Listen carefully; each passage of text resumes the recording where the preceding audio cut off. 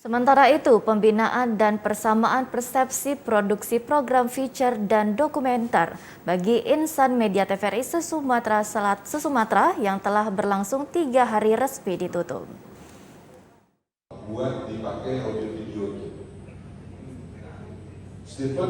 Kegiatan pembinaan dan persamaan persepsi produksi program feature dan dokumenter TVRI tahun 2022 ini digelar di Kota Palembang, Sumatera Selatan selama 3 hari terhitung sejak 12 Oktober 2022 dan hari ini resmi ditutup.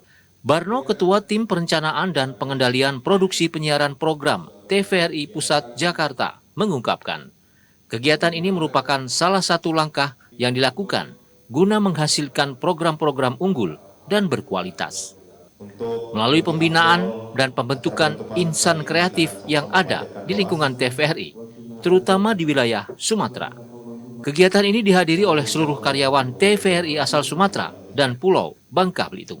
Dan saya memberikan ucapan terima kasih kepada Kepala Stasiun seluruh Pulau Sumatera.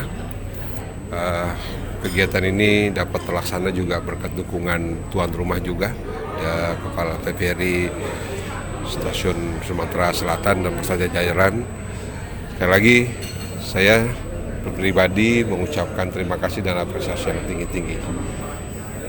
Berhenti bekerja, mulailah dengan berkarya.